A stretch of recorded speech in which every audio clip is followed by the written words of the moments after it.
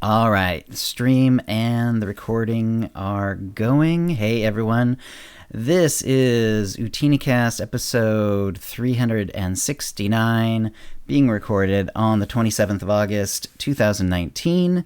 And this is a new format. We're actually, YouTube Hangouts went away. They are now gone. I see that the stream is now working, so that's good. That is now gone. Last time we tried Skype, but it was really awkward and ugly. So that did not work out so well. And we're blaming Skype for that. Yeah, we couldn't figure out a way to to do this sort of thing that we're doing right now. We're using Discord, and let me go ahead and I'll be tweeting this out in a sec. So we're using Discord because you can actually do this thing where everyone is co-equal on the screen, and it doesn't make one person huge and everyone else tiny or whatever. So still working on the format, but I'll go ahead and tweet this out. This is the live version with all the flubs and errors that you'll be seeing. It's be streaming out live, and then it'll also be available on YouTube. And then we'll get the real podcast going pretty soon. That'll still be the raw version with all the flubs, and then we'll do some editing, and the podcast will go out in finished, polished up format tomorrow. All right.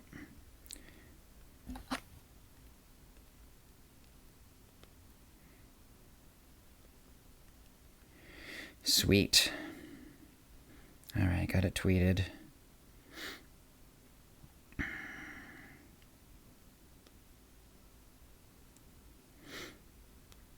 Okay. And Doc, how's things looking? Do you think you're about ready? I need to get the show notes really quick. Okay.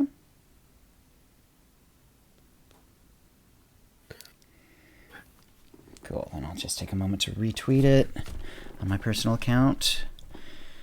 Let me double check. And yeah, it is recording and streaming.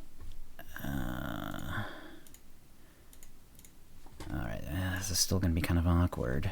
Okay, I think what I'll do is if I do this... come on. I'm going to resize my chat. Oh, shoot.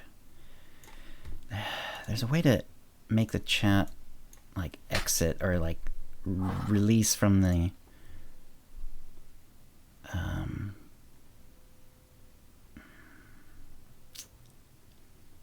it's not non-mod view.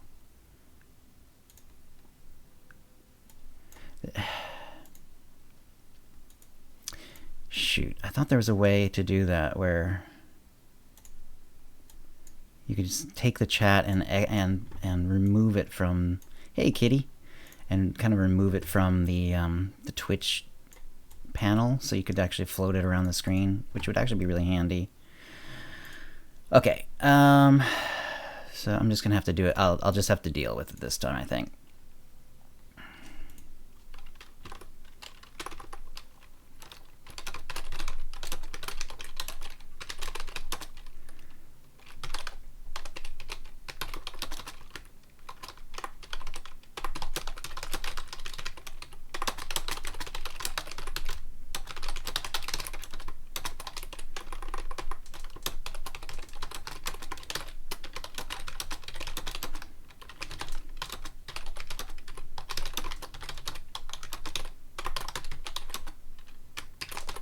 What the hell? Where did that go? Where did I go?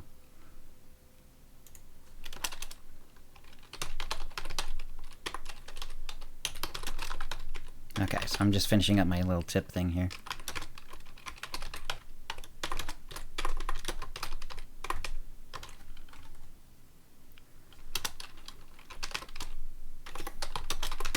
All right.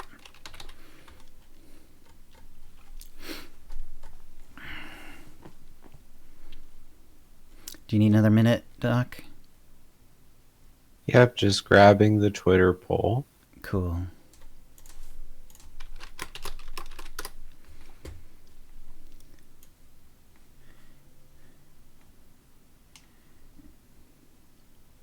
if I make that smaller, at least that way I can quickly, yeah, that'll work.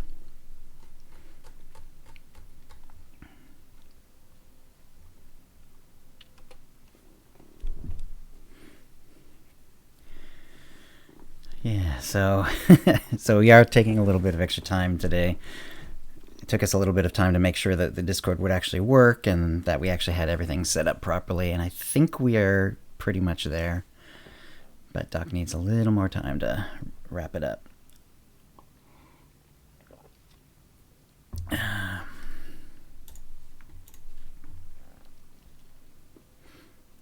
My Marauder and your Elastigirl have the same hair. Nice. And it's unclear from my screenshot if we have different hair colors. Right. So the one I chose is the kind of orangey brown one. It's like very red, but it's also orangey and brown because that's just how the closest one to the one in the movies. That's just funny. Yeah, it's the one that I think isn't that the one that Kira uses too. I think someone was saying, "Hey, that looks like Kira." Yeah. That was why I picked it, because I didn't want to match Jace's hair since I'll be running around with her once I get that far. Right. Wait, Jace. Right, that's the one. Yes, I think I'm right. Okay. All right. Are you good to go then? Sure, as ready as I'll ever be, let's Chill. Do it. Okay. Oh, hang on a sec. I gotta...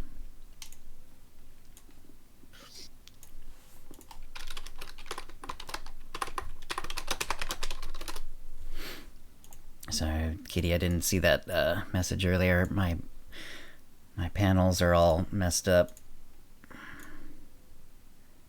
Cool. All right.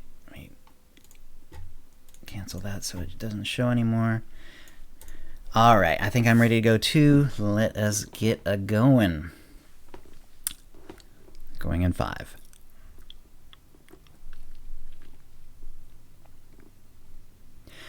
Hi, and welcome to the OotiniCast, the podcast that is a job for local security, not Jedi. This is episode 369, being recorded on Tuesday, August 27th, 2019. I'm your host, Chill, and with me is my co-host, Dr SWTOR. Hey, Doc, how you doing? Wow, looking down on our listeners, Chill. I like it. Yeah, it's a different format today, so if you end up watching the live version or the YouTube version, you'll see that we're now using Discord, so... unfortunately, YouTube Hangouts went away. That was by far the best solution, but for whatever reason, they decided to dump it. It's not available.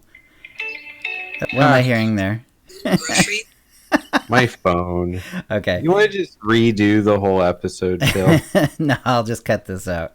This is what this is all about. Where was I? Yeah, so, right. So now we're using Discord, and it looks kind of nice, actually. It's very co-equal. Last week we tried Skype, and unfortunately there was no way for me on my end to have it anyway other than, like, Dr. SWTOR huge and a little bitty picture of me. So that was not going to work long term.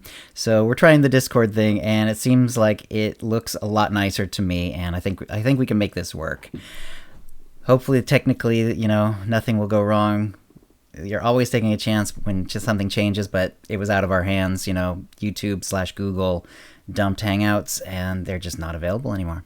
So, Doc, what have you been up to this week? I've been all over the place. I actually looked at my screenshots to try to figure out what it is I've been up to in-game the last 2 weeks, because there have been a lot of academic things too. I was in Florida last week, and I got to talk about the neuropsych perspectives on why we enjoy playing video games, which was really fun because I was at an addiction conference, but I'm there to speak for over an hour about video games being fun, which the feedback from my audience was that they were glad they picked mine because there were several other speakers who were there to just talk about how video games are awful things. And so that was a really nice moment, just to have that handful of people hang around afterwards and tell me that they liked what I was talking about and that they found it useful.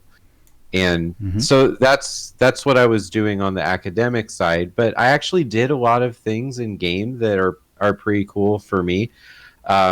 Shockingly, I created a Marauder. And I know if you listen to almost every episode, I drop in a shot at that class just for fun because of my friendship with Marcus from Working Class Nerds. I just like to make fun of him at how he created and mained easily the worst class in the entire game. So I'm playing Annihilation spec, and I'm in like the level 30 range. Oh, cool. And so I have half of the moves that are going to be important for my rotation so far. Right. And it's actually pretty fun. I like the dot approach to playing, even though I don't have most of my dots yet. And I am enjoying it more than I did with my Carnage spec Marauder that I created in the Dark vs. Light event. And I also cleared Master Mode Knights of the Fallen Empire. I beat the Arkan fight and all the fights that lead up to that battle. Oh, so nice. It was pretty fun. Was the Arkan fight difficult? It's okay. So when you're getting into Master Mode story chapters like that, I look at it more like you're playing an escape room than you're playing Star Wars: The Old Republic. Okay. Because it really does train you to try to play the mechanics of every fight perfectly. Yeah. And because of that, there's a lot of trial and error figuring out what resources they actually gave you to work with, both as a player, also the way the room is set up, and also temporary abilities. So the Arkan fight, the Arkan fight for me was not so much a challenge of how well do you play Sith Sorcerer. It was how well do you use this shield that we dropped on the right side of the room. Yes. And once you start thinking that way, it's almost like you're playing a different game, and it's still Star Wars, and there's yellow lightning everywhere. And it was a lot of fun to decide to that Saturday afternoon. I decided to stream, and I beat a few of the chapters, and I did not beat this chapter on stream because I chose the wrong weapon at the beginning of the chapter. And so it has that choose your own adventure. Right. Which one's the wrong one for Master Mode, do you think? Okay. So as a Sith Sorcerer, I made it to Arkan with no problem selecting the turrets. Okay. If you choose to have the shield and the extra weapons, then I'm not saying you can't do it, but it seems like that class is lacking some of the things you need in order to survive. Whereas the turrets, the fights are all easy up until you get to Arkan. And then the weapon is switched for you because of the story anyway to the shield on the side of the room. Right. So there's our tip of the week. If you're a Sith Sorcerer, you probably should pick the turrets, because then you can deploy a tanking turret, you can deploy a stun turret that does the carbon freezing to even the champion level enemies. They get frozen by that, so you can DPS away. And also there's a damage turret that does tend to pull aggro off of you and make the boss work on killing something else for about 5 seconds. Right. Which that can be the difference between clearing a fight and wiping again. And so that was fun. I spent a couple hours that Saturday streaming the game, playing by myself, and I just wanted to play something tough, and it was fun. I'll probably go back to it. I am halfway through the first chapter of Kotet, but it's been about 8 or 9 days since I invested energy into that. And for operations clears, we got past the walkers in hard mode Temple of Sacrifice on Sunday. And we had enough time to do 2 polls on Underlurker. And we really almost had it. It was just a hiccup at the very end. So we're progressing nicely through another op. And that's always fun. That's why I'm in the game. And so just a lot of really cool video game kinds of things with SWTOR going on for me. How are you doing in the game, Chill? Cool. Well, first let me do a little shout out to the chat room. Let's see. Got a pretty good amount of people here for Tuesday at noon. Captain and GM is here. Commander Root. Dekion is here, our guild leader. Doesn't let's see. I don't see Fee though. She must be busy. Dekion's here though. Hey Dek. Dr. Thraxis, Kitty Kisses is here, Magsol, Overlord Bert, Resident Jason, Siskaika, and that Duck Sauce is here. Hey Duck. All right. Well, let's see. I've been I mostly dinked around on Chill Santa because I've been trying to make myself do the. I want to have like an actual main, which I haven't really had since I stopped doing operations with Tio back in Shadow of Revan. Our operations group fell apart at that point when they announced they really weren't going to do operations again. Since then they've restarted, but of course, our group was long gone by then. A lot of people went somewhere else. Yeah, it's absolutely true. If you were into operations, all of a sudden there wasn't anything to look forward to for a little while, and yeah, people just people bailed if that was their gig. So I haven't really had a main since then. I like to do all things anyway. I do leveling and I do all that sort of stuff. So I haven't really had a main since then. I've just whatever I've been playing lately is sort of like what I take on operations for guild runs and stuff like that. But as far as a main, no. So I have decided, though, I really like the Shadow and Assassin class, and especially it's got Infiltration. I can't remember what it's called on the Assassin side, but it's the middle tree. And it's like the sneaky stabby tree. It's not the dot one, and it's not the tanking one. So if we can call it sneaky stabby, why do we need any other name, Chill? We don't. We really don't. Everyone knows what you mean, and it's memorable. Right. And I really like the Santa cosplay, but I was getting kind of like bored too, because I'm pretty much as geared as I'm gonna get, and unless I really like focus on operations or whatever. It's mostly 48s and he's got some 52s, and I think he has 158. It's getting a little it was getting a little dull for me, because I like to I'm a very much an alcoholic at heart, so it's hard to have a main for me. This is why it's hard. So yesterday I started leveling another Shadow. Wow. That way, at least it's the same class. I'll be focusing on doing the same things, but I'll actually be doing like leveling, which I really enjoy doing. And I decided to do a cosplay character based on Elastigirl from The Incredibles, and she looks pretty, as accurate as you can make it in SWTOR, given that The Incredibles is very. Like SWTOR is not necessarily like meant to be photorealistic. It has a certain amount of like art direction and art style in it, even though it's mostly kind of realistic.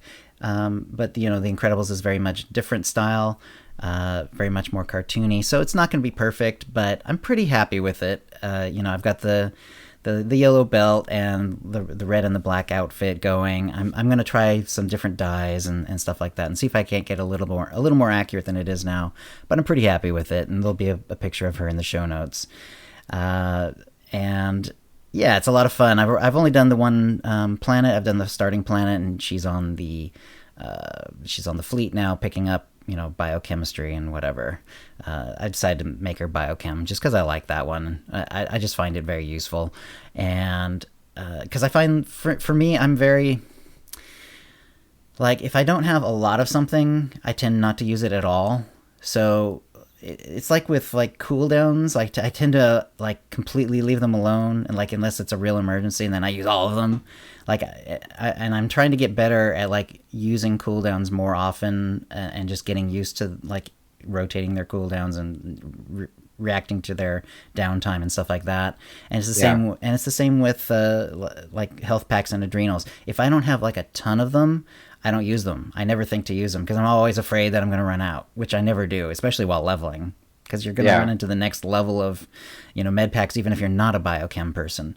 So it's ridiculous, but that's just how my brain works. So, but with biochem, you can make enough that I can just ignore it, and I can just, use them whenever I want. And especially once you get to, when you do, Crisis and Umbara, a couple times, and then you can get the recipe for the one that's, that never goes away. That's really awesome. At that point, it really does become a cooldown for me that I use like regularly, which is awesome. Same with stims. If I get the stim that never goes away, same thing. Boom, and I get used to using it as a rotation. It's really cool. I do it a little different, but it's a similar mindset. I just try to figure out if I have the move at this point in leveling, then I try to go out of my way to use it. So that way I get repetition of knowing what it does for me. Mm-hmm. And playing the Marauder, which is not good at healing and keeping yourself alive, No. I still run the companion as another DPS. Mm. Because even if I wipe, I look at it like I need to practice using these moves to keep myself alive. Right, the 99% damage reduction and so on. Yeah. Yeah, and so for me, if I have to go back to the med center because I screwed that up, then I actually feel like I'm getting better at the class. Nice. And so far, I haven't died running the DPS companion with my Marauder. I'm finishing up Balmora. And I also think to myself that Quinn is the original healer for that class, so I wouldn't have had a healer anyway. That's right. Back in the day. Yeah, I would have Vet, and she'd be DPSing. So I should be able to beat this planet without a healer. And I think that we're in a state in the game where we have so many quality of life changes and upgrades to what it feels like to play that you almost have to create your own challenge to to put yourself in a position to play better. Mm-hmm. Yeah, I can agree with that. Yeah, it's a lot of fun to think that way though for me. So it's cool to hear you talk about it too, because it's like we're doing close to the same thing, mm-hmm. and we're just doing it very differently. And that's always been the thing that draws me in to want to talk to people about it. Right. All right. That'll bring us to the tip of the week then. Let's see. So I just went ahead and made a tip this time. So I came up with this yesterday. When you're making a new character, and this assumes you have Rocket Boost unlocked, you can put Activate Random Mount on your bar. And when you do it, this is when you're even level 1, it will do Rocket Boost. And it will do it without a cooldown. You can actually, like, once Rocket Boost is done, if you're still running, you can just remount on Rocket Boost and keep rolling. There's no cooldown on it. If you actually use Rocket Boost, that does go on cooldown. Actually, and then when you have mounts, then it's not really better than mounting because you're going to get dismounted all the time. You have to remount it up again and again. So once I get to level 10, I switch to regular mounts, and that was fine. But it's pretty cool. And another nice thing about it is not only does it not go on cooldown, but it's if you can activate while mounting, it'll actually mount up while you're running, which is kind of cool. It acts very much like halfway between regular mounts and Rocket Boost itself. You won't be able to activate it that way when indoors, so in that way it is a mount, because you click Activate Random Mount and it just won't let you use it, even though you're technically using Rocket Boost. But you can still Rocket Boost indoors, so that works great. So yeah, so if you're starting a new character, you have Rocket Boost available, go ahead and put Activate Random Mount on your bar. You don't have to have speed or piloting in order to use that, and it works. It's really cool. So if you have a tip of the week, go ahead and send it in, OotiniCast@gmail.com before the next show, and it'll give you a chance to win a Tonphorn or M83R droid pet code courtesy of BioWare, and an OotiniCast provided Cartel Market Pack from the latest shipment, which basically means an Ultimate Market Pack. We always do that one nowadays. And that will bring us to the Jedi Mind Trap. Doc? All right, so this one's going to bleed directly into the news for this week. Because originally I wasn't going to do a mind trap. I actually posted that there is no mind trap this week. I don't want to stir up controversy and get people having negative feelings towards the game. Right. And then within an hour of posting that, I thought, there's actually something I want to ask. So I went back on that post and I put it up. And this has been a very popular question. It still has some hours left if you haven't voted. So if you want to work on shifting the results one way or another, you still can. But the question I went with has to do with our confirmation of what day Onslaught is going to launch. which Right. means that there is a delay. But we also know what day we're going to get it, according to the way things are moving internal to BioWare right now, which I think is actually progress, Yes. because I never had a strong feeling that we were going to be playing Onslaught at the end of September, because it was never a date. It was just this vague bubble on the calendar. Right. So my question was, how does this make us feel? Like a good, respectable counselor, right? How does it make you feel that we have a delay from BioWare to improve the launch of SWTOR for Onslaught Update 6.0? So the choices, I went with peace, confidence, resentment, and apprehension. And so a lot of people got into some conversation with me about how they didn't like my choices, or that I didn't put a lot of thought deliberately into which four feelings I was going to put as options. The closest one to hate, if you are one of those Sith following people who really enjoy hate, would be resentment, Yeah. which is Clearly. actually one of the four horsemen in couples therapy. If you have an intense feeling of resentment, you don't really have a healthy relationship with the thing you're trying to love. Right. So there's our psychoeducation for today's episode, Chill. Cool. But the choice to select peace, a lot of people said, Doc, why didn't you put patience? And I was like, because it's not in the Jedi code in this OotiniCast. Duh. But I mean, peace and patience and mindfulness and being aware of where you stand in the living force, those are all very similar concepts. Right. I would also argue that patience is not a feeling. Ooh. It's something you do, Huh. but it's not a feeling. Okay. Yeah, you can That's feel impatient, but can you feel patient? Huh? What does that even well, mean? you can display qualities You of can feel patience. calm. Anyway, I agree. Calmness and peace. That works towards patience. You can feel impatient. It's weird. That's a weird thing, isn't it? You can't really feel patient. You can feel well, I would impatient. say if we go with the That's beginning of the bizarre. I never Jedi thought of Code, that there before. is no emotion. There is That's peace, right. You right? can feel I feel peace. like Yeah. when we let the emotion fill us, that leads to the tension that we perceive as impatient. Mm-hmm. So if you have peace about it, you're kind of looking at that date in October and you're just like, okay, every day I wake up and we're one day closer. It's going to get here. I'm good.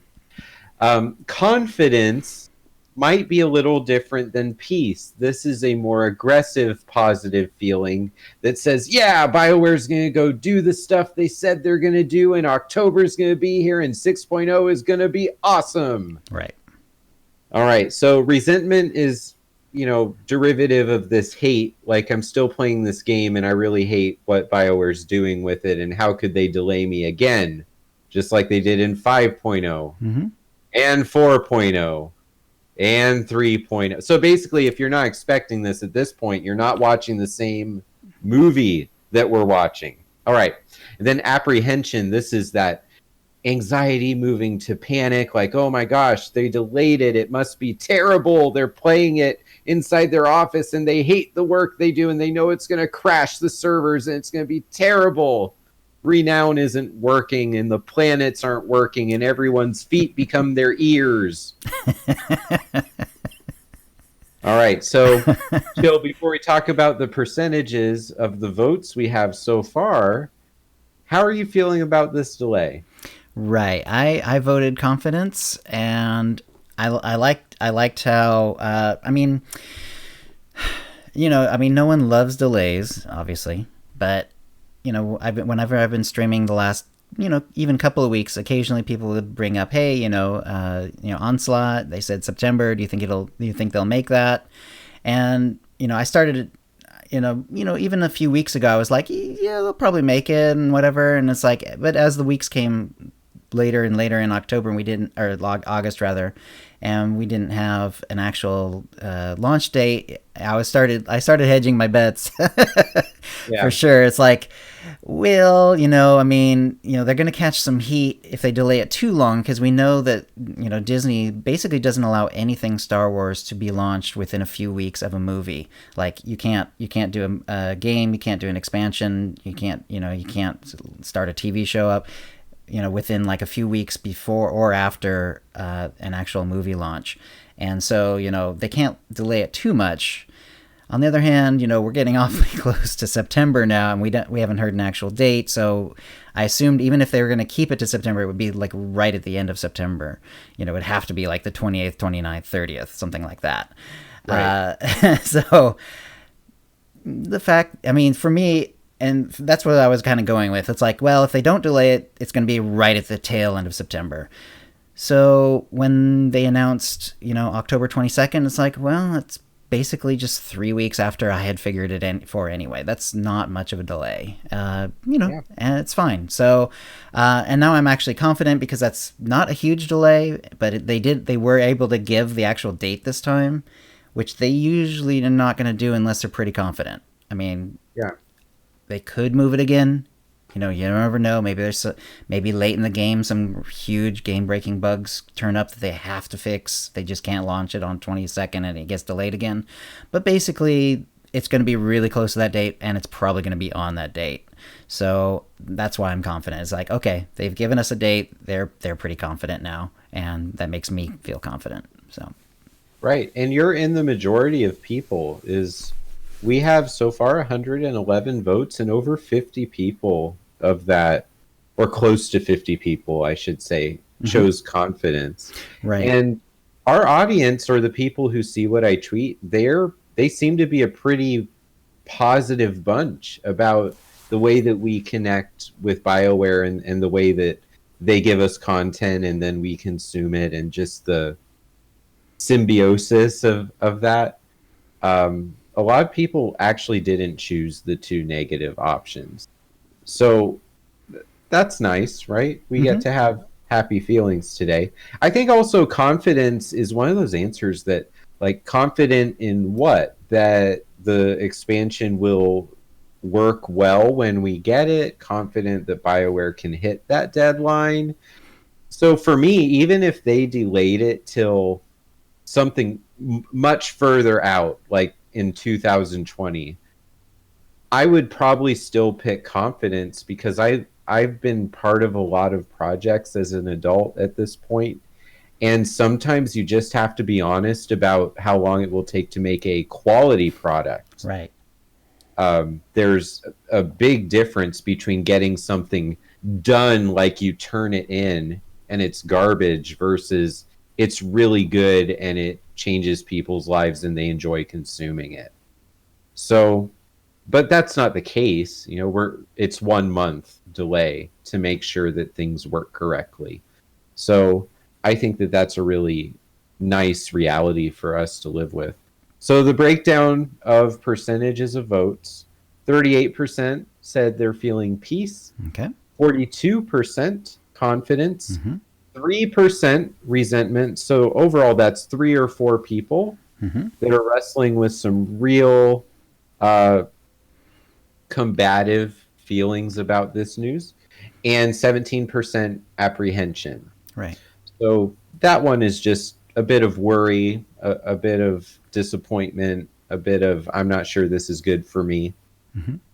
And so that's where the community, at least that interacts with us, Chill, seems to be sitting today. Nice. And it's a good place. I mean, when you make a decision, you can't make everybody happy. Like, as we find out every week with my Twitter polls, right? There's always 1 or 2 choices where people wish I had put a different one, right? And I'm just a little person who loves the game. Like, once you are the organization creating the game, you probably multiply that by 500 times the amount of upset feelings you get when you make an NPC character's lightsaber green instead of yellow, right? Like, oh, should have been yellow. So That's where we're at. So let's move along, chill, and cover this a little bit more directly in the news. All right. Yeah, there's we'll talk some about the launch date. I did want to touch on the thing they did about the making of Mech-Shaw. There's a couple of nice. Well, first of all, there's some gorgeous pictures, but uh, but I liked some of the bits about Mech-Shaw, which is going to be like the crime asteroid basically, where it looks like it would have been like a planetoid that kind of got ripped apart. It's very cool looking. So a lawless smuggler's den on an asteroid, which is pretty cool. And it's always nice that that they're coming up with something that's a little different, a little new, and I'm pretty excited by that. Charles was saying. Charles and Carrie were the ones being interviewed, and then Carrie said, when dreaming up how to create Mech-Shaw, the concept team did a lot of research into asteroids, planets, and space bodies, looking for interesting ways to show a pirate outpost hiding on or in an asteroid or destroyed planet. And being inside an asteroid shell is something we haven't done in the game before, so we had to develop a new way of accomplishing the look we were going for, showing the city areas in an exciting way, and also making sure the element of the shell opening and looming in deep space were featured. The environment group referenced our existing city planets like Nar Shaddaa to really look at how some of our more evolved modular base sets were constructed. Then they took that knowledge and springboarded it forward into the solutions you'll see in Mech-Shaw. So there's some some of the concept art and stuff. It's so pretty. That's one of the things I'm really looking forward to seeing is just Mech-Shaw. I think that's going to be really cool. I can't wait to see that in it. And of course that's going to be part of Onslaught. And yeah, we've already touched on this, but they did have a push / actual release date of October 22nd, 2019. They haven't released all the changes to the PTS. They want time to make adjustments based on insight from the PTS. And there you go. So they do say, we've been gathering your feedback both in and out of games since late June, and we've made sweeping changes based on, or to a number of systems, especially Spoils of War. Our new operation, Duxon, should be ready for testing in a few weeks, and we're making significant adjustments to set bonuses, tacticals, and amplifiers, which are key to our new gear progression system. And yeah, there's so many changes to the gearing system, especially that it's not surprising that it is taking a long time. That there's just a lot to it. There's a lot of working pieces. It's in terms of how you get it, and also what's on it, how it affects the game, how it affects each character, and all that. Yeah. So, let's see. The new gear bonuses appearing only on a 6-piece bonus were not satisfying, so we went back and adjusted the 4-piece set bonuses to make sure they were more appealing, which makes sense because I did notice it was kind of like I didn't see a whole lot of 4 set piece bonuses that really looked like it'd be like worth it, essentially. Because yeah, you can do a 4 and then have another 2-piece bonus and get some more mastery or whatever, but if you're giving up on a pretty important like change to how your spec works or something like that, it's just not going to be worth it.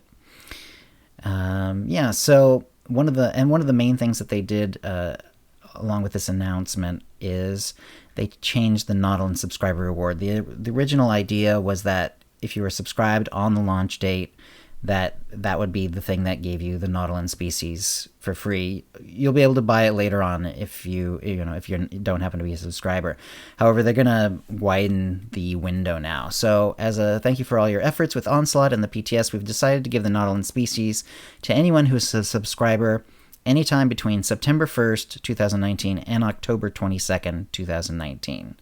So basically, in a few days, it'll be September 1st if you're a subscriber then, and then anytime until the launch on October 22nd, you will also get Nautilin. So pretty cool. I appreciate that because sometimes if it's like a very specific day like that, you can have people who their subscription runs out right before it and they don't realize it or whatever. So I'm pretty excited. I was planning on being subscribed anyway, so I was planning on getting Nautilin. In fact, that's the character I want to level in Onslaught, and it'll be interesting to see the changes. But so I'm looking forward to Nautilins, looking forward to Onslaught. And it's really cool how that seems like a really fair choice too, because since they announced 6.0 is going to become a reality, it's been September 2019. And a lot of people may have tried to get in to hit the double CXP event and also be subscribed for the beginning of the launch. Mm-hmm. And when you delay it, if people have limited funds and they have to really choose what 2 or 3 games they subscribe to throughout the year and how long they stay subscribed, Right. then you might have messed up their plan. But by BioWare doing this, everyone who had that thought process is still going to get the reward. Yeah. And That's they a good did point. support the game during that period of time. So I Right. think it's incredibly awesome that BioWare is acknowledging, hey, thanks, you supported us when you thought we were going to be coming out with the new stuff. So here you go. You're part of the group. That is cool. Yeah. Because of all the work on the PTS, Eric did do a little drop of information here that lets us know what's going to be going on with the live game as well. Eric says, to answer a few of the questions I'm seeing in these threads, currently there are no planned patches between now and the 6.0 launch. This is so that the team can focus exclusively on the PTS and the subsequent Onslaught launch. This means a few things. Since changes to the event schedule require patches, there are no plans to add another double XP event. So, Ooh. well, I'm always happy to see more double XP, but we had a whole month of it basically. So yeah, it's hard to. You're undermining our position, Chill. We can shake the community up. More double CXP. Yeah. The end of the current PvP season is still planned for 6.0. That does mean it will run for another month.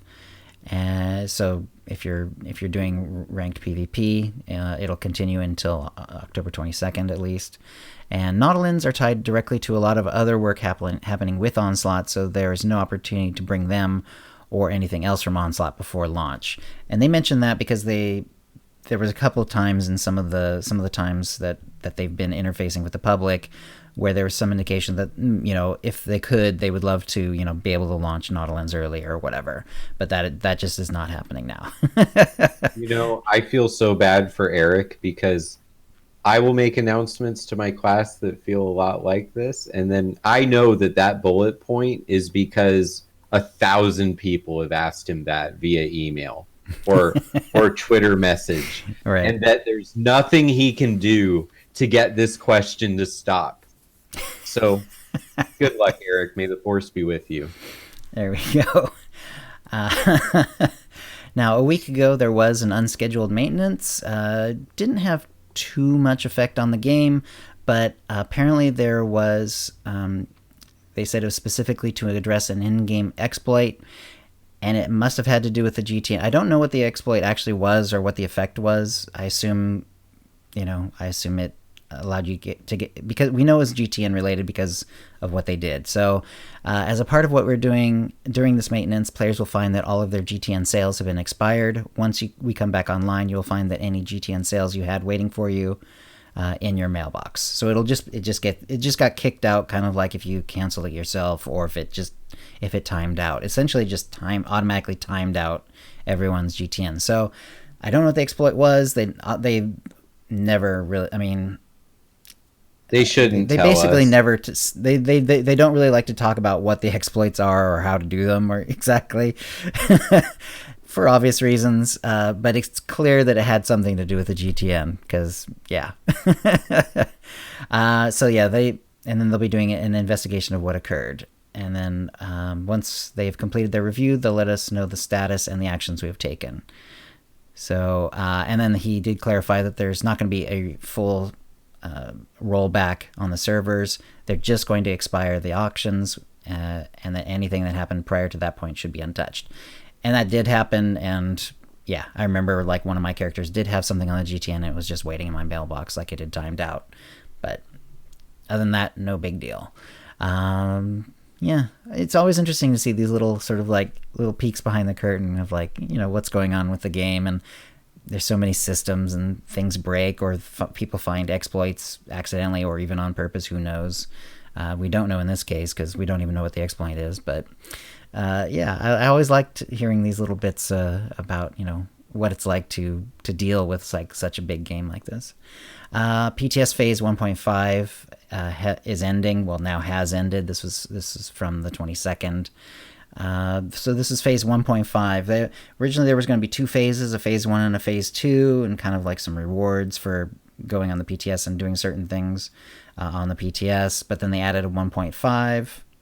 1.5 is now done, and they'll be kicking off phase 2 pretty soon. It hadn't come up by the time of this show, but it should be up pretty soon. And yeah, besides that, the other big information dump that we got was the Old Republic Community Cantina arrives in New York. Well, we already knew some of the details about this, but now we know like all the details. It's going to be Friday, October 4th, 2019. This is going to be in relation to the New York Comic Con. You know, that's kind of like what they did it around. But it's not at the Comic Con, and you don't need Comic Con tickets. Instead, the venue is going to be Stitch NYC. The date is going to be Friday, October 4th, 2019. It's going to be between 7 and 10 p.m. Eastern Standard Time, which is that local time. The address is on their website. It's 247 West 37th Street in New York. So, pretty cool. And you know, that was the 22nd, so there's a few days when I was like, well, the launch date is supposed to be September. They're going to be doing this October 4th, so I guess they'll be just talking about what the launch was like. But nope. Instead, they're going to still be talking about the upcoming launch of Onslaught. But who knows? Maybe there'll be a little bit more detail they can give us. Maybe, you know, they'll be able to drop some tasty tidbits of some kind. We don't even know the name of the first operation, Boss Chill. There is so much that they can talk about, and it's still going to be about building the hype. So it's perfect for them, not for us. But I'm going to be there, so it's going to be super exciting. Yeah. Yeah. It's going to be the best. That is so cool. That is so cool. So, yeah, you have fun with that. Are you also going to be doing the Comic-Con at all? No, I'm just flying in to do the SWTOR Cantina. Why not? I wish I had enough days to actually do New York Comic-Con, and maybe with better planning and being less... what's the word? Spontaneous. Next year, maybe I can do something like that. But I'm just going there to do the Cantina. Cool. It'll be fun. All right. And there wasn't a ton of regular generic Star Wars news, but Are you kidding? Oh my gosh, chill. You're killing me. Well, okay. It wasn't exactly a trailer, but it was sort of like a release of a bunch of like little mini scenes from the upcoming movie. And the one that everyone kind of caught everyone's attention was Rey with a double-bladed lightsaber, and it's red, that has a hinge, and so it hinges out and then becomes a double-bladed lightsaber. Pretty cool. I don't know what like the use of that would be. I mean, compact for easy storage, but we've seen the Jedi Temple guards have those in the animated shows. Okay. So it's not new. This is just the first time we're seeing it live action. Right. And I wear the Insidious counselor robe in SWTOR, which is it's essentially the Emperor's costume. Right. So as soon as I saw that, I was like, I have to watch it again. I have to watch it again. I have to watch it again. Rey is basically wearing a version of Palpatine's outfit that is designed to fit Daisy Ridley. Right. So, like, all the people... I'm not saying Rey is a clone of Palpatine. That's been running rampant for about 700 days in our community. But... Right. We can't say she's not. There's a lot of provocative thinking that can come after watching the stinger at the end of that footage. Right. Yeah, and Darth Exis is basically saying the same thing that's in my show notes already, is like, you know, this is going to be on the cartel market soon. I can't wait. As soon as they allow it, as soon as Disney actually allows them to make one, they're going to do it, because all it will require is the draw animation to be altered. That's all. Yep. That's all it'll take. Because after that, it's just a double-bladed lightsaber, as far as, you know, SWTOR goes. What do we think? 6,200 cartel coins? That's not going to be cheap. Yeah. Yeah. So platinum item in the ultimate cartel pack. Yeah, it was pretty cool. The shot in of the movie was so brief that it could definitely be a misdirection or a tease where in the movie it appears, but it's a Force vision or potential future. Yeah, Luke in the cave. It could be, or in the Force Awakens.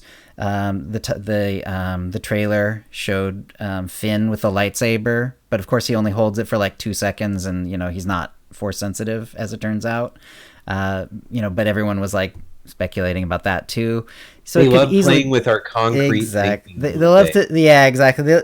It's smart because that way it's very provocative, and yet it's not really a spoiler because it's it's actually a misdirect more than it is an actual spoiler of something that happens in the movie. Right. The red-eyed C-3PO was a little bizarre. I can't talk about that, Chill. I already know what's going on there, so it wouldn't be for our audience. Yeah, so we'll see how that goes. Yeah, it was very cool looking. I love the gif that someone immediately made of her lightsaber turning into a Swiss Army knife. It's so funny. Yeah, it's so funny. And they did a really good job with it too. Like the little scissors, like they flop open and then they kind of wiggle a little bit, like they have momentum. Whoever did that, good job on them. There are some talented Star Wars fans. Yeah, exactly. And they're all geeks and nerds, and they all know computers. Well, a lot of them do. That's what happens when there's no good jobs in industries that already exist between 1977 and now. So we just infiltrate all the new job markets. Right. Anyway, so that was interesting. I don't know. I'm looking forward to the movie, of course. So this sort of tease is fun, but in some ways, I'd be almost just as happy not watching it because I really do want to see like what they do with it. So I think we need to have some honorable mentions too, because obviously the Rise of Skywalker is going to draw all the attention to itself because it has the word episode in it. Mm-hmm. But we're getting an Obi-Wan Kenobi show on Disney Plus. Which that's been rumored for at least half a year. Yeah, with Ewan. That's awesome. I mean, that they must have paid him a good amount of money. I mean, sure. And also the Mandalorian. Mandalorian's looking really good. There was really good. Yep.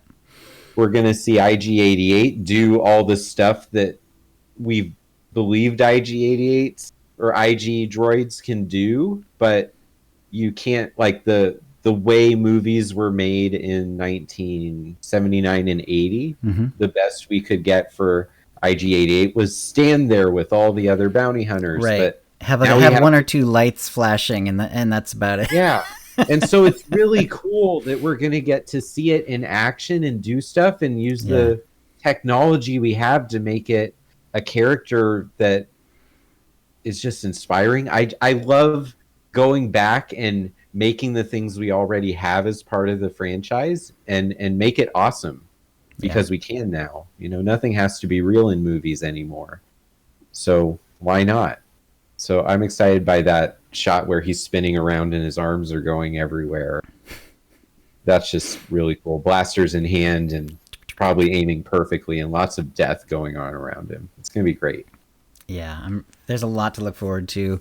Not a bad time to be a Star Wars fan, I would say. Even if obviously there's been a lot of controversy around, especially The Last Jedi. I still like that movie. A lot of people didn't. Whatever, it's all good. And there's going to be so much on Disney Plus coming out that, I haven't subscribed yet, but I clearly will be. So, well, I would just like to say that there are other movie franchises where it's hard to digest one of the installments of the story. And then as you add more installments, you start to have greater clarity about what was going on. And that retroactively enhances the experience of watching the other films. And I'm not even talking about things like Return of the Jedi and Empire Strikes Back. I'm actually talking about other franchises in my head, and we don't have to get into that on the show. But on my plane flight, I was watching a second installment that I did not like. But then watching it again with more knowledge, I was like, oh, I kind of like it now. That was a nice use of my plane flight. And so I'm expecting the Rise of Skywalker to actually have a lot to do with what goes down in the lore of our fandom, about what The Last Jedi actually is and what The Force Awakens actually is. And I'm not talking about 2020 conversations. I'm talking about like 2040 conversations. That we don't have everything in our heads to understand why Rian Johnson did certain things. We're just looking at it at face value, the way it was released. Right. And a lot of people have really strong feelings. And I think The Rise of Skywalker is probably going to blow us away, even on an existential level. I think it's going to do a lot of things that there's no way to even see it coming. That's cool. You know, it's funny, you talk about 2040 and it feels so far off, but if you go backwards, that's only around the year 2000-ish. You know, right, 1999. Right. That's when the prequels started coming out. We were griping so much about Jar Jar Binks. I mean, I wasn't, because I was. That's not that far off, right? Back then, but so many people were upset about Jar Jar back then. Like, it feels a long time off, but that's only half of the time that Star Wars has existed as a franchise. So. Yep. Yeah, that's pretty cool. That was fun, Jill. Yeah, that was fun. I think that's a show. If you if you'd like to play with us in the Utini Knights Guild on the Republic side of the Satil Shan server, or in our Guild on the Empire side, do a /c join Utini to join the Utini channel. Then let us know you're a fan of the show. You can email questions and comments about the show to utinicast@gmail.com. Follow us on Twitter using @utinicast. You can find contact details for all of us on our website, utinicast.com, which includes how to subscribe to us using iTunes, Stitcher, and the rest. We record the show live bi-weekly on Tuesdays at noon Pacific, which we actually did today. Go to utinicast.com/live to find out how to join in. Our theme song is Doomsday by Jean-Paul Zogby, and thank you to the chat room. Thanks, everyone. And we'll see you next show. Thanks for coming, everyone. And looking forward to, well, there's a lot to look forward to now in SWTOR and in Star Wars, so have a good one. And I'll be editing, but I will stream later on today as I do. And you guys take care. Are you going to be streaming later today, Doc? On Thursday, I will. There will be more Nightmare Dread Fortress. Very nice. All right. We'll see you then. And have a good one. All right. Stopping the stream.